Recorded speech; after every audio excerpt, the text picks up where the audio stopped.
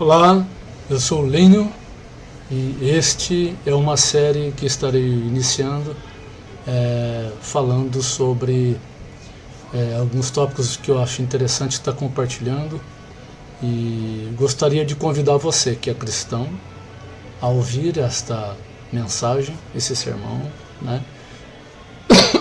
Perdão, e meditar nele e dar aqui os seus comentários, e para que a gente possa crescer juntos na fé, ok? Então, este é um primeiro sermão de outros que virão, se o Senhor assim permitir, e gostaria de compartilhar com você que é cristão este conteúdo, esse sermão, e para você que não é cristão também, que gostaria que você meditasse nesse pequeno estudo que nós vamos fazer hoje aqui, ok? Primeiramente, quero agradecer você que está ouvindo e que está interessado neste conteúdo. Espero ser útil e que o Senhor Deus aprove a ajudar e nos usar segundo a sua rica misericórdia e bondade, ok? Gostaria de começar fazendo uma oração.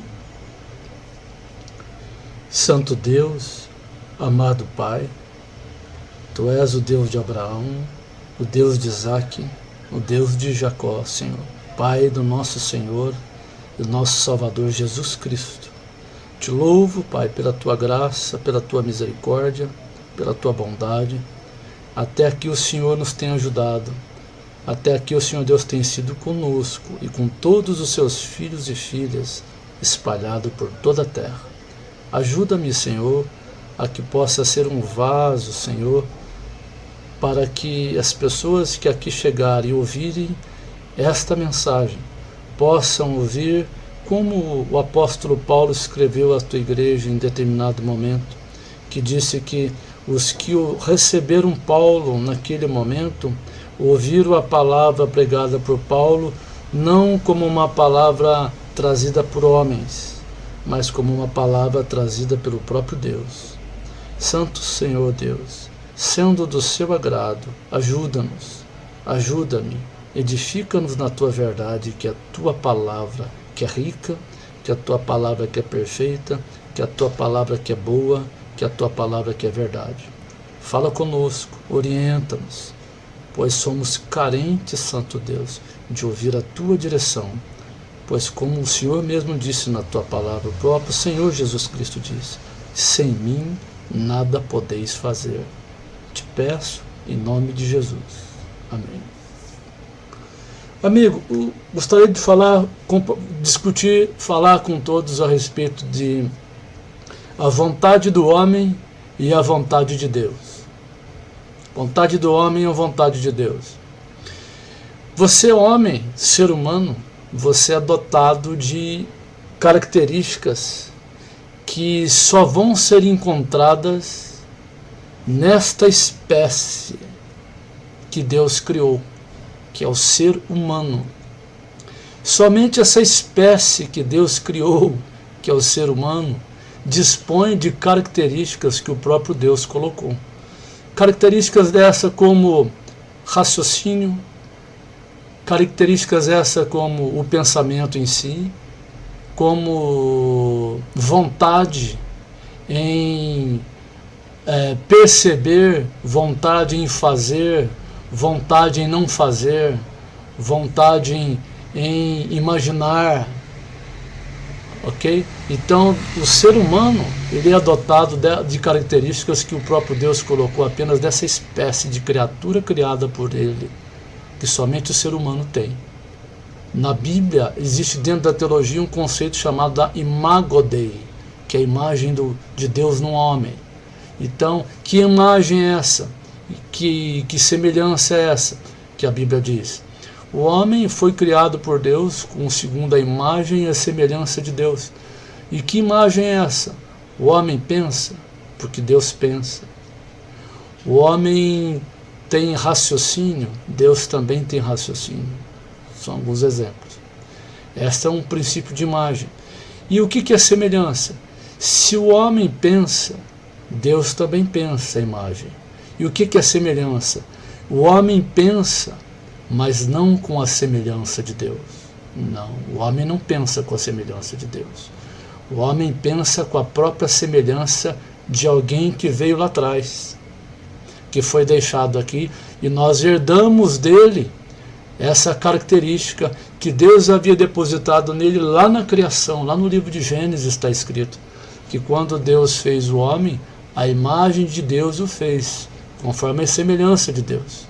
Agora, se você for lá em Gênesis, no capítulo 5, você vai encontrar lá que diz assim, que Adão viveu tantos anos, e depois de Adão ter vivido tantos anos, ele gerou um filho conforme a sua imagem, de acordo com a sua semelhança. Ok? O texto ali está mostrando, além de outras coisas, está mostrando o seguinte, que a partir do momento da geração que veio depois de Adão, todos os homens agora passam a ter uma imagem e a semelhança adâmica. Porque a semelhança de Deus, ela, de certa forma, ela foi abafada, podemos dizer que até perdida, com o pecado. E a partir daí o homem continua tendo a imagem de Deus, continua, mas com a semelhança de quem? Com a semelhança de Adão, que incutiu na raça humana agora o que? O pensamento errado, a vontade errada, os desejos que não agradam a Deus, o egoísmo, né? E todas essas malignidades, essas coisas ruins que nós encontramos nos homens, isso faz parte, isso nós chamamos de semelhança de Adão. Porque qual é a semelhança de Deus? Semelhança de Deus é pureza, santidade, é amor ágape, são virtudes maravilhosas que o próprio Deus tem. E a Bíblia também nos diz que houve um segundo Adão perfeito que esteve aqui, que este sim possuía a imagem de Deus como Adão tinha, portanto ele tinha uma semelhança de Deus, que Adão tinha antes da queda, mas que Adão perdeu depois com a queda. Portanto, a semelhança de Adão com a queda passou a semelhança de quem? Passou a ser a semelhança dos seus desejos egoístas. Ele passou a ter os seus desejos egoístas e a andar segundo o curso da sua própria vontade, inclusive fazendo a vontade de um outro e não de Deus. Percebe?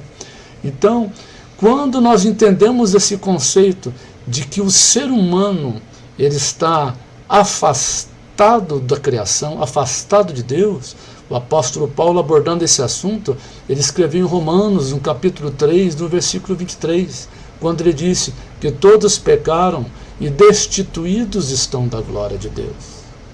Portanto, o ser humano é pecador, está destituído, separado.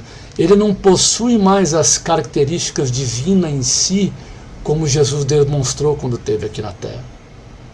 Muita gente, quando se fala em Jesus, e quando vai prestar atenção em Jesus, ou vai querer focar em Jesus, para perceber Jesus, a ênfase normalmente que alguém busca olhando a vida de Jesus é pelo poder que ele tinha, e pelos milagres que ele tinha, e pelas coisas estrondosas e maravilhosas que ele fazia.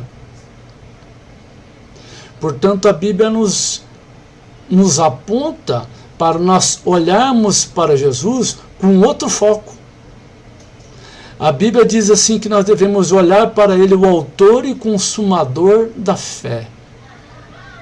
E quando a Escritura diz olhar para ele, o autor e consumador da fé, ali está embutindo o que muita gente não entende. Quando a Bíblia diz que devemos olhar para Jesus como o autor e consumador da fé, a Bíblia não está dizendo assim, olhar para ele, Jesus, como autor e consumador da fé, porque é com esta fé que ele tinha, que ele fazia todas as coisas que ele fazia. Não, o texto não está abordando isso. O texto não está abordando o poder que Jesus tinha de curar os doentes e ressuscitar os mortos, físicos inclusive. Não. Então, quando nós devemos olhar para Jesus, o foco principal em olhar para Jesus é olhar que em Jesus havia uma característica que em Jesus, homem, Deus se agradava e muito. E qual é essa característica em Deus homem que Deus Pai se agradava muito? É porque Jesus tinha a semelhança de Deus. Deus andando na terra. Deus caminhando na terra, mostrando aos homens a imagem e a semelhança de Deus, o Criador. Jesus não pecou em nenhum momento. Jesus possuía o que Gálatas 5:22 está escrito para o apóstolo Paulo, a demonstração do relacionamento de Jesus com o Pai. Era algo tão 100%, tão perfeito e tão alinhada, que em toda a vida de Jesus, ao ler Gálatas capítulo 5, versículo 22, você consegue enxergar nele amor, alegria, paz, longanimidade, benignidade, bondade, fé, mansidão e domínio próprio. Jesus era a expressão exata de Deus. Jesus era a revelação do Deus invisível, mostrando ao homem o Deus visível. Jesus era o verbo que estava no princípio da criação, criando todas as coisas, andando agora aqui na terra, pisando no barro, amassando barro, andando de sandálias, comendo peixe, andando com os apóstolos e refletindo a semelhança do Criador, do Deus de Abraão, do Deus de Isaac, do Deus de Jacó. Deus na terra, andando através de Cristo, sendo Deus na terra, sendo Cristo na terra, ungido de Deus. Portanto, essas duas comparações entre o que o homem era antes da queda e o que o homem se tornou depois da queda, e quem é Jesus Cristo como homem, e quem é Jesus hoje, à destra de Deus, governando todas as coisas. Ou seja, quem era Adão antes da queda, que tinha a imagem e semelhança de Deus, e quem era Adão depois da queda, com a imagem e semelhança, mas agora focado em si mesmo. E quem é Jesus? Nós podemos ver e entender claramente quando a Bíblia diz que o homem está debaixo do pecado, o homem está mergulhado no pecado, o homem está numa condição que ele não tem condição de andar segundo o padrão de Deus, porque ele está mergulhado num sistema, vamos dizer assim, perdão, mergulhado num ambiente, mergulhado num ambiente, ou seja, onde a sua própria existência está manchada. E o homem, portanto, não possui as características da semelhança de Cristo, que é a semelhança de Deus. Portanto, quando a gente aborda isso, a gente entende isso, a gente pode começar a ter um resquício agora de entendimento para saber o seguinte, que nós então, enquanto humanos, enquanto vivendo aqui, nós precisamos percorrer um caminho onde nós temos que buscar um entendimento em alguma fonte de consulta fidedigna que possa nos dar orientação de como é o caminho do homem e como é o caminho de Deus. E se há um caminho do homem em que o homem continua andando, também há um caminho de Deus, que Deus deseja que o homem ande. Portanto, essas comparações de o caminho do homem e o caminho de Deus, elas são bem explícitas nas Escrituras, na Bíblia. E nós devemos percebê-las desde o momento que a gente começa a dar os primeiros passos na leitura do Evangelho. Nós já somos abordados pelas Escrituras, que o caminho para se entender o caminho de Deus precisa partir de um ponto, precisa ter um início, precisa ter um encontro, precisa se chegar, vamos dizer assim, para a gente entender, numa bifurcação, onde quando a gente chegar nessa bifurcação a gente vai entender, bom, eu sei que a partir daqui as coisas para mim jamais poderão continuar da forma como estão. Por quê? Porque a partir deste momento eu sei que existe um caminho errado e que existe um caminho certo. E este caminho errado é o caminho do homem. E este caminho certo é o caminho de Deus. E o interessante é o seguinte, que Deus já deixou tudo preparado. Deus já deixou tudo preparado. Deus já deixou tudo feito. Feito? Feito. Nós vamos entender isso. Deus já deixou tudo preparado e Deus já deixou tudo feito. Para quê? Para que todo aquele, a partir do momento, quando chegar nesse momento, nessa bifurcação, onde ele não vai ter como se esconder, porque a sua consciência vai falar contra si mesmo, dizendo, você sabe que existe um caminho errado, existe um caminho certo. E não tem como ninguém fugir deste momento. Portanto, há um caminho do homem e há um caminho de Deus. O Salomão, escrevendo nas Escrituras, disse que o caminho para o homem muitas das vezes pode parecer correto. O caminho para o homem parece até correto. O caminho que o homem traça, ele olha e fala, não está certo, porque muitas das vezes ele está vendo resultados palpáveis, que os traz conforto, que os traz alívio. Mas a Bíblia diz que estes caminhos, inclusive que o foco sejam os resultados aparentes, emergentes e rápidos e necessários que precisamos, muitas das vezes, por ainda que seja isso tudo, são caminhos de morte. Portanto, vamos começar a abordar sobre o caminho do homem e o caminho de Deus. O caminho do homem, gostaria de ler aqui para a gente Romanos, o capítulo 8, versículo 5 até o versículo 9.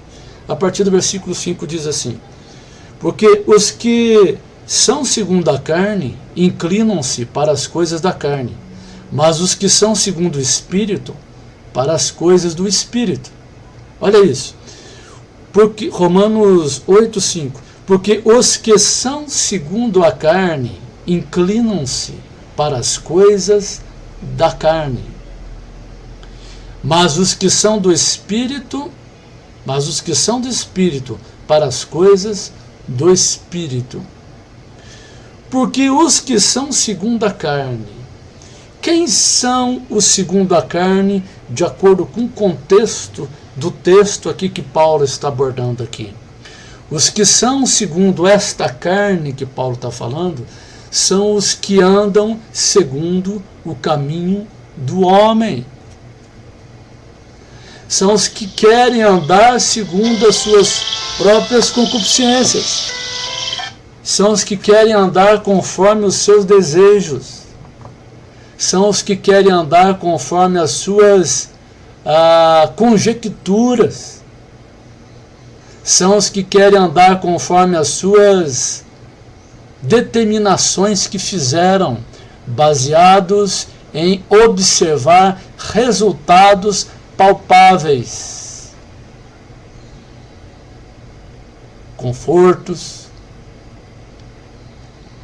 Portanto, o apóstolo Paulo diz, porque os que são segundo a carne inclinam-se para as coisas que são da carne, mas os que são segundo o Espírito, para as coisas do Espírito. Alguém pode dizer, mas não está muito bem definido aí quando você diz o que são essas coisas segundo a carne e o que são as coisas segundo o Espírito. Tudo bem. Mas você concorda que quando o texto aborda que existe coisas e que existe um caminho segundo a carne e que, portanto, também existe um caminho segundo o Espírito. Portanto, percebe que tem dois caminhos a se percorrer. Um caminho segundo a carne e um caminho segundo o Espírito.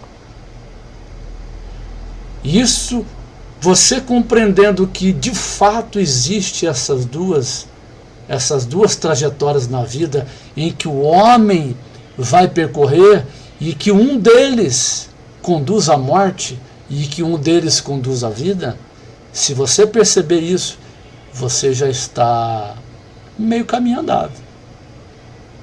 Porque você está tendo ciência de que de fato você está tendo a percepção e está se vislumbrando para você uma clareza que existe um caminho certo que o homem deve andar e que existe um caminho errado que o homem não deve andar. Nós vamos abordar isso depois com mais detalhes, tá bom? É um primeiro estudo sobre isso. Nós vamos entrar com bastante detalhes sobre isso tudo, fica tranquilo, ok?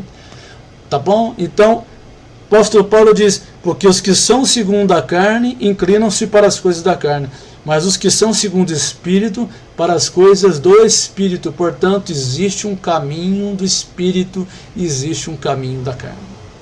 Isto é completamente claro. Segundo ponto no versículo 6.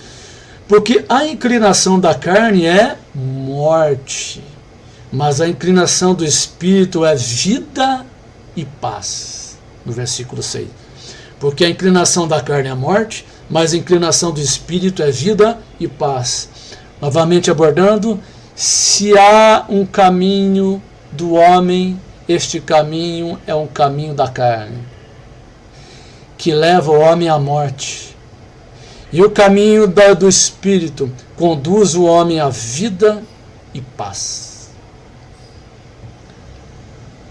Percebe que há também uma passagem bíblica onde Jesus, o Senhor, disse assim, eu vos dou a paz, não como o mundo vos dá. Existe uma passagem que Jesus falou, eu vos dou a paz, não como o mundo vos dá. Será que essa paz aqui, segundo ao Espírito, será que é a paz que Jesus está falando, que é a paz que Jesus dá? Não. Será que nós podemos dizer que a paz que Jesus fala que segundo o mundo dá, será que poderia ser a paz segundo o curso da carne? Isso mesmo. A paz que o mundo dá é a paz segundo a carne. Percebe? O caminho que conduz o caminho da carne, que é a vontade de viver segundo da forma como o homem deseja viver, a seu bel prazer, da forma como quer, da forma como ele denotou dentro de si, da forma como ele criou, sendo um caminho bom para ele dentro de si, baseado nas conjecturas que ele formou durante a vida, conduz à morte. E tem um detalhe, e ele ainda vai ter paz aqui, vai ter paz. Sendo conduzido à morte, ainda vai ter paz assim? Vai ter paz. Jesus diz, eu não vos dou a paz como o mundo vos dá. A Bíblia também diz que a paz que Jesus dá é uma paz que excede todo o entendimento. O que é uma paz que excede todo o entendimento? É uma paz que você vai poder reunir toda a ciência, toda a filosofia, todo o entendimento, todos os recursos de pesquisa baseados em filosofia, ou em teologia, ou em ciência, que seja qual ciência que você queira definir, pode juntar todas as informações, não vão ter conteúdos suficientes para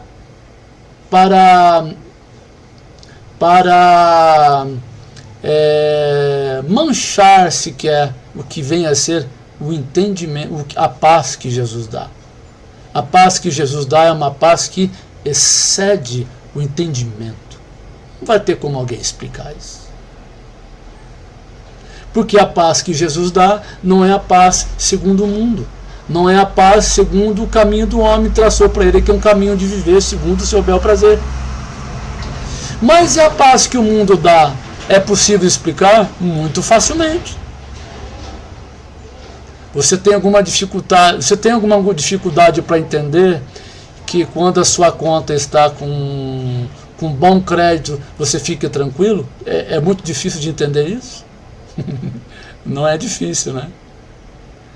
É muito difícil de entender que você está no seu emprego garantido e bem empregado, você é um bom trabalhador, o seu patrão é um bom patrão, reconhece o seu trabalho, percebe da sua seriedade, e você está trabalhando, está ali, e de certa forma, vamos dizer assim, né, existe uma certa garantia. Existe alguma dificuldade de ter paz, de entender esse tipo de paz? Nenhuma, né? Mas então o texto está nos dizendo o seguinte, que existe o caminho do homem, que é o caminho que o homem traça vivendo segundo a carne. Existe o caminho do espírito. Portanto, a inclinação da carne é morte, por mais paz que você tenha. É o caminho de morte. Já entendemos que essa paz como o mundo nos dá. Mas a inclinação do espírito é vida e paz. A inclinação do espírito é vida e paz. Versículo 7. Porquanto a inclinação da carne é inimizade contra Deus, pois não a sujeita à lei de Deus, nem em verdade o pode ser. Olha o que Paulo está dizendo. Porquanto a inclinação da carne é inimizade contra Deus. Portanto, a inclinação da carne é inimizade contra Deus. Em outras palavras, portanto, querer viver de acordo com os padrões que você determinou para você, com as conjecturas que você formou, com as ideias que você concebeu, com o sentido que você deu para que é certo, baseado nas suas perspectivas, visando sempre bons resultados e segurança. Este é um caminho da carne. Ok? Portanto, portanto, a inclinação da carne é inimizade contra Deus. E isso tudo em que se traça para si mesmo é não apenas um caminho que conduz à morte, por mais que seja terrível isso, sem dúvida, mas é também uma inclinação contra Deus. Paulo fala assim, porquanto a inclinação da carne é inimizade contra Deus. Aqui, quando se percebe a profundidade deste assunto, deste assunto, que é viver segundo a carne, como Paulo está falando, quando se entende isso, baseado no que Paulo está falando, porquanto a inclinação da carne é inimizade contra Deus, quando se percebe isso, vai se fazer muito mais claro o entendimento quando Paulo escreveu dizendo assim, que Cristo morreu por nós quando nós ainda éramos pecadores, inimigos de Deus. Percebe por que um pecador é inimigo de Deus? Um pecador, o sentido da palavra pecador tem que ser, é apontado assim muitas das vezes nos estudos teológicos, dizendo, pecador é aquele que erra o alvo. Isso. O pecador é aquele que erra o alvo. Porque que alvo é esse? Ele não acerta em fazer a vontade de Deus. Porque ele está no percurso que ele está andando para si mesmo, baseado no amor que ele tem por ele mesmo. Mais para frente nós vamos entender o que é o amor segundo a Bíblia. Ok? Nós vamos chegar lá. Tem muito assunto para a gente abordar. Portanto, aquele que anda nos pecados, aquele que anda na carne, anda fazendo a vontade do próprio coração. Anda fazendo aquilo que determinou para se fazer todo dia. E aquele que não tem peso de consciência em fazer o que é errado, desde que o resultado para ele seja bom. é aquele que não tem nenhum peso em si, nenhum agravante em si, que o diz que mostra ou que o incomoda por ele não fazer determinada coisa porque aquilo desagrada a Deus. Mas por quê? Porque para ele o que impera dentro desta pessoa são os seus desejos, é a sua própria vontade, é o seu amor próprio. Alguém pode dizer amor próprio? Amor próprio. Esse conceito de amor nós vamos abordar mais para frente. Você vai perceber que o amor que a Bíblia ensina não é o que se explica hoje em dia sobre o que é amor. Ok? Então aqui, porquanto a inclinação da carne é inimizade contra Deus, pois não é sujeita à lei de Deus. Quem anda segundo os desejos do próprio coração, não anda segundo a vontade de Deus, mas anda conforme a sua própria carne, aos seus próprios desejos, a sua própria vontade natural, que você herdou lá de Adão em Gênesis, depois da queda. Depois aqui, pois não é sujeito à lei de Deus, nem em verdade pode ser. Então Paulo fala assim, aquele que anda segundo a própria carne é inimigo de Deus, anda contra Deus, e nem pode ser sujeito a Deus, não tem como ser, porque ele está andando segundo os próprios desejos, conforme a sua natureza pecaminosa. Versículo 8. Portanto, os que estão na carne não podem agradar a Deus. O que Paulo está dizendo aqui, abordando? Os que estão na carne não podem agradar a Deus. Não existe nenhuma possibilidade de um homem no planeta andar conforme as suas próprias convicções e a partir daí, por mais que sejam convicções boas, aparentemente, elas não podem agradar a Deus, porque as nossas convicções, elas tendem a nos levar em satisfazer a nossa vontade, aos nossos desejos. E quando eu falo vontade e desejos, não estou aqui me referindo apenas no que diz respeito àquelas situações que todo mundo sabe que são erradas. Não. O que o texto está abordando aqui vai muito além do que isso. Quando Paulo fala, portanto, os que estão na carne não podem agradar a Deus, se você ler todo o capítulo 8, leia, releia, você vai perceber o seguinte, o que o apóstolo Paulo está abordando aqui é que é o seguinte, não existe a possibilidade do ser humano viver no caminho de Deus se não for por intermédio de um encontro da revelação que Deus tem para o ser humano. Se o ser humano não foi encontrado por Deus e o Senhor Deus não der a ele a revelação do que é a vontade de Deus, esta é a vontade de Deus, ele vai continuar andando nos seus próprios caminhos. E este caminho vai levá-lo à morte. Vai continuar deixando-o na morte. Por mais satisfeito que ele esteja nesta vida, ele está num caminho de morte. Vós, porém, não estáis na carne, mas no Espírito, se é que o Espírito de Deus habita em vós. Olha o que Paulo fala depois. Vós, porém, não estáis na carne, mas no Espírito. Percebe mais uma vez que Paulo abordando que tem um caminho da carne e o caminho do Espírito. Portanto, o apóstolo Paulo escrevendo aqui para a igreja de Roma, que estava tratando esse assunto com a igreja que estava em Roma, uma carta que foi escrita aos romanos, Paulo dizendo para eles assim, olha, é como se Paulo estivesse falando assim, olha, eu estou escrevendo tudo isso aqui para vocês, alertando vocês e corrigindo vocês, admoestando vocês, mas vocês não estão na carne, vocês estão no Espírito. Portanto, se vocês estão na carne, se é que vós já experimentais o Espírito de Deus.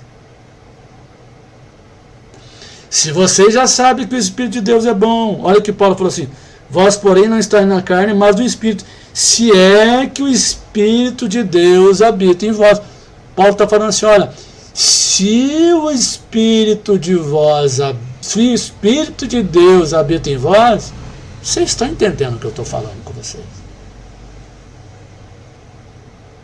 Percebe? Esta é a conotação. Vós, porém, não estáis na carne, mas no Espírito, se é que o Espírito de Deus habita em vós. Mas se alguém não tem o Espírito de Cristo, este tal não é dele. Percebe, então, aqui entra uma outra questão agora. Qual é e quem é o caminho do Espírito? Quem é e qual é o caminho do Espírito? Olha a resposta aqui que Paulo está incutindo aqui para os romanos, para a igreja de Roma. Vós, porém, não estáis na carne, mas no Espírito. Se é que o Espírito de Deus habita em vós. Mas, se alguém não tem o Espírito de Cristo, este tal não é dele. Lênio, eu tenho alguns conceitos que eu fundamentei, mas eu tenho dificuldades de acertar os conceitos que eu aprendi dentro da filosofia ou dentro de qualquer outro meio de conhecimento, mas eu não consigo fundamentar isso com o Evangelho e com Cristo. Sabe o que o apóstolo Paulo fez? Com esses conceitos que ele também tinha e que ele não conseguiu amoldar segundo o Evangelho e trazer para o Evangelho, e não deu para continuar sendo, através do Evangelho, todos esses conceitos, ensinamentos e fundamentos que Paulo tinha. Sabe o que Paulo fez? O apóstolo Paulo falou assim, considerei tudo como esterco. Isto mesmo. O caminho do Espírito, aqui Paulo fala assim, é o caminho de Cristo. E aqui nós vamos chegar num ponto de partida. Nós estamos começando a chegar no ponto de partida para a gente começar a entender o que é o caminho do homem, o que é o caminho de Deus. Não chegamos no começo ainda. Daqui a pouquinho nós vamos começar a chegar no ponto de partida para a gente se desvencilhar do caminho do homem e a gente entrar para o caminho de Deus. Vós, porém, não estáis na carne, mas no Espírito, se é que o Espírito de Deus habita em vós. Mas se alguém não tem o Espírito de Cristo, este tal não é dele. Ok? Então agora versículo 10. E se Cristo está em vós, o corpo na verdade está morto por causa do pecado, mas o Espírito vive por causa da justiça. E se o Espírito daquele que dos mortos ressuscitou a Jesus habita em vós, aquele que dos mortos ressuscitou a Cristo também vivificará os vossos corpos mortais, pelo seu Espírito que em vós habita. Amigos, portanto, há dois caminhos. Há o caminho da carne e há o caminho do Espírito. E o apóstolo Paulo nos aborda com esta passagem de Romanos, do capítulo 8, que devemos buscar, que devemos entender, que devemos saber, que precisamos se aperceber dessas situações aí, de dois caminhos. E olhar para dentro de nós, você fazer uma autoavaliação, você se guardar em determinado tempo, perdão, você se voltar para si e fazer aquela pergunta que o próprio Senhor, através da sua palavra, mandou que nós fizéssemos, que foi qual? Verificai aí se vós permanecerdes na fé.